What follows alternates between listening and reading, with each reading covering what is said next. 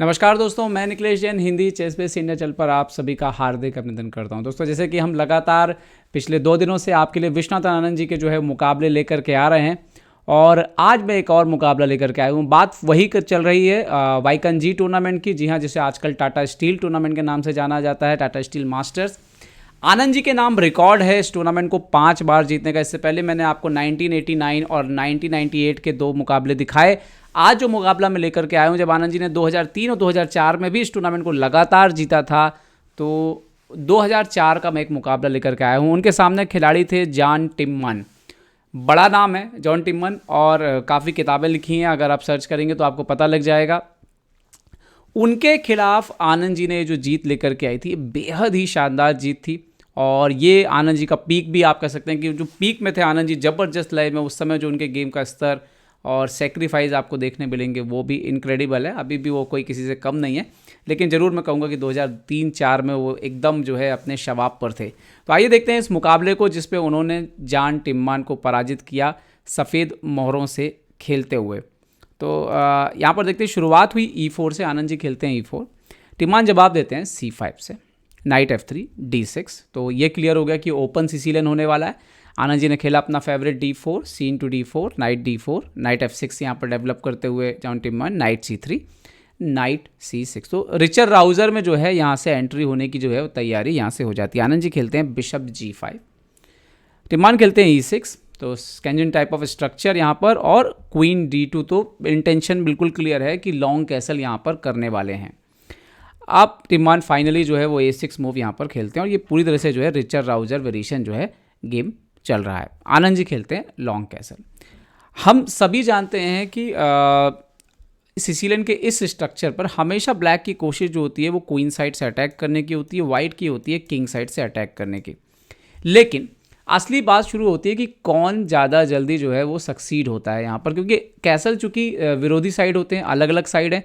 तो इसका मतलब है जहाँ पे भी सामने वाला अटैक कर रहा है वहाँ पर सामने वाले का राजा है। मतलब यहाँ पर ब्लैक जहाँ पे अटैक कर रहा है वहाँ पर सफ़ेद का राजा है, और मतलब काला जहाँ पे हमला कर रहा है और जहाँ पे सफ़ेद हमला कर रहा है वहाँ पे काले का राजा है। तो इसका मतलब ये है कौन पहले पहुँचेगा, हमेशा यही रेस होती है।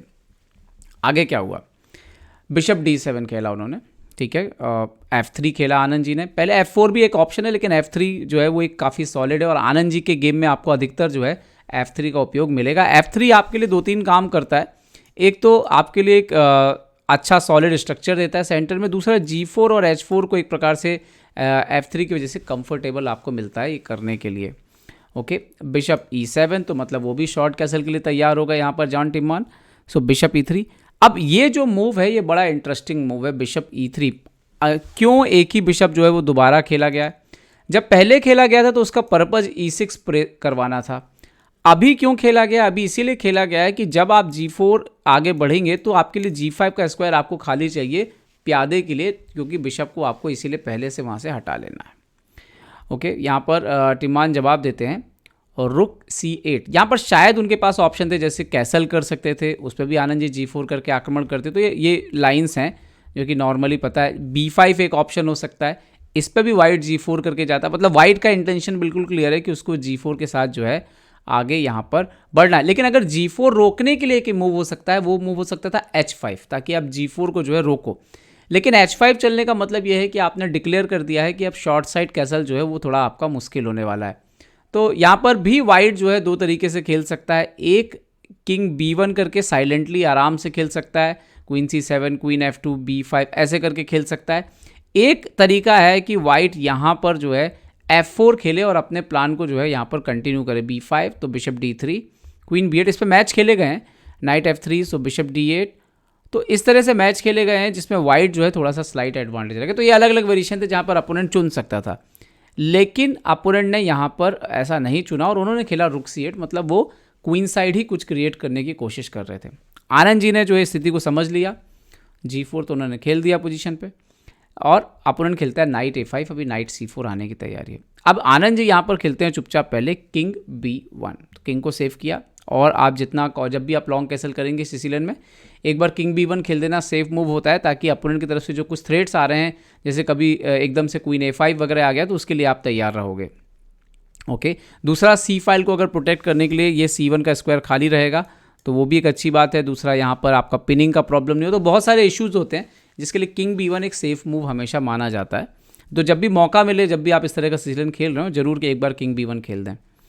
ओके, B5 किया यहाँ पर अपोनेंट। तो अभी देखिए, अगर सिचुएशन देखो तो ब्लैक क्या कर रहा है, अपने कैसल को होल्ड कर रहा है, मतलब एकदम से कैसल नहीं करके इंतजार करना चाह रहा है।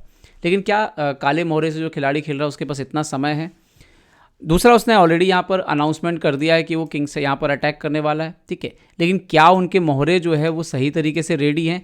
यही सवाल था, यही सवाल है, और यही सवाल का जवाब आनंद जी ने जो है अपने ढंग से दिया। उन्होंने देख लिया कि अपोनेंट जो कोशिश कर रहा है अभी उतनी जल्दी उसको सक्सेस नहीं मिलने वाली, क्योंकि उसके मोहरों के बीच में कोऑर्डिनेशन मतलब तालमेल नहीं है। आनंद जी यहाँ पे अपना आखिरी पीस बोर्ड पर लेकर के आते हैं, bishop D3। Bishop D3 actually में एक प्रकार से अपोनेंट अब अच्छे से समझ रहा है कि अब आने वाली जो चालें हैं, क्योंकि आपके सारे मोहरे आ चुके हैं बोर्ड पर, तो अब वाइट जो है वो प्यादों से प्रहार करने के लिए तैयार है, आक्रमण करने के लिए तैयार है। तो नाइट C4 यहाँ पर खेलते हैं टीमान। ये नेचुरल भी है ताकि आप ये बिशप को ले लो, और देखने में लगता है बिशप C4 रुक C4 आपका जो है एडवांस हो रहा है। लेकिन वो जो नाइट C4 पे गया, उसके बाद अगर आप देखोगे तो अचानक ये किंग साइड पे ये रुक जो है, हाथी जो है वो अकेला मोहरा है अभी। तो एक अकेला मोहरा कभी भी आपको मात नहीं दे सकता। जबकि आनंद जी के लिए अभी देखिए, इसी साइड जो अगर हम किंग साइड बात करेंगे, पॉन पुश होने वाले हैं, नाइट सेंटर पर है, और ये अभी H4 और जो इनके पास H5 भी है। तो अभी आप देखोगे अगर ध्यान से, तो अगर आप बोर्ड पे इस पोजीशन को लगाओ तो आपको समझ में आएगा कि ब्लैक के लिए प्लान ढूंढना बहुत ही मुश्किल है। मतलब क्या करें, कैसे कंटिन्यू करेंगे आप? तो यही जो सवाल था ये जॉन टिम्मॉन के पीछे था। अब आनंद जी ने यहाँ पे एक अच्छा मूव खेला, नाइट CE2। अच्छा, थोड़ी देर पहले आनंद जी जो है वो G5 कर सकते थे, लेकिन उन्होंने G5 क्यों नहीं किया था और अब G5 क्यों आने वाला है? उसका एक रीज़न है कि पहले G5 करते तो ये नाइट H5 आके बैठ जाता और प्रॉब्लम करता, और अब जब ये नाइट H5 आएगा तो दूसरा नाइट जो हमारा नाइट है वो G3 पे जाएगा और उसको फोर्स करेगा एक्सचेंज करने के लिए, और नहीं करेगा तो उसका स्ट्रक्चर ख़राब हो जाएगा। और अगर वो एक्सचेंज होगा तो H फाइल जो है वो वाइट का ओपन हो जाएगा। तो इसीलिए यहाँ पर जैसे कासल, सो अब आनंद जी यहाँ पे खेलते हैं यहाँ पर G5। डेफिनेटली जैसे मैं यही बता रहा हूँ कि अगर ये नाइट H5 पे आएगा तो नाइट G3 के बाद देखिए प्रॉब्लम है, ये नाइट के पास जगह नहीं है, और अगर वो मारेगा तो ये फाइल ओपन हो जाएगी, जो कि बिल्कुल भी अच्छा नहीं होगा काले मोहरे से खेल रहे खिलाड़ी के लिए। तो G5 जैसे ही पुश हुआ, उनको खेलना पड़ा नाइट E8, नाउ H4। तो वाइट का जो प्लान था वो कंटिन्यू हो गया, अभी H4 पर आ गया। यहाँ पर जॉन टिम्मॉन खेलते हैं क्वीन C8।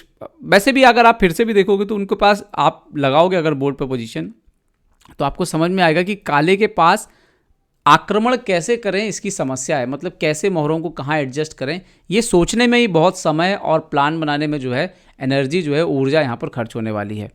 क्वीन C8 खेला, आनंद जी ने यहाँ पे B3 खेला। ये थोड़ा कैलकुलेशन के साथ निकाला गया मूव है। थोड़ा सा लग रहा है कि आप वीकनेस क्रिएट कर रहे हैं राजा की तरफ, लेकिन एक्चुअली में ये मूव अपोनेंट के एक एक्टिव मोहरे को वापस भेज रहा है, और आनंद जी को पता है कि इस पोजीशन पे वो आगे क्या करने वाले हैं। अब अगला मूव आनंद जी खेलते हैं नाइट F4। बहुत ही इंटरेस्टिंग मूव है। दूसरा नाइट जो है उन्होंने राजा की तरफ, सेंटर की तरफ भेज दिया है।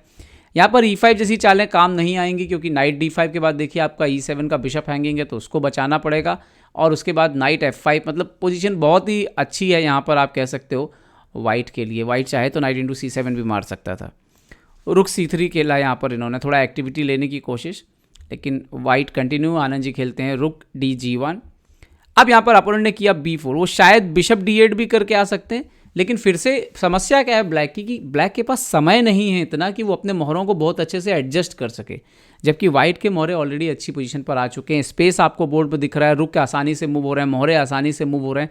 ब्लैक के लिए यही समस्या है, उसके मोहरे यहाँ पर जाम में फंसे हुए हैं और आसानी से उसके काम में नहीं आ रहे हैं।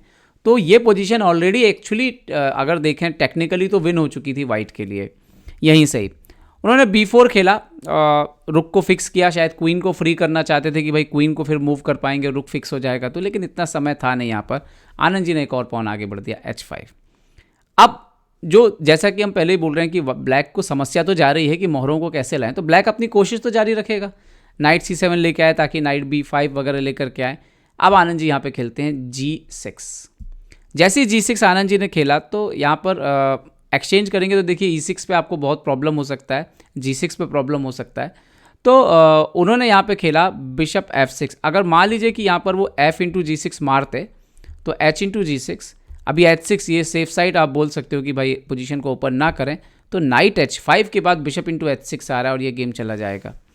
अगर डायरेक्ट H6 कर देते इस पोजीशन में तो नाइट D3 एक मूव आ रहा है और उसके बाद देखिए फिर से बिशप इंटू H6 आ रहा है, तो ये गेम बचाना मुश्किल हो रहा था। एक आइडिया जो मैंने इससे पहले भी आपको बताया था कि अगर यहाँ पे भी E5 कर दिया जाए तो भी आनंद जी के पास H6 जो है वो बहुत ही ज़बरदस्त मूव थी।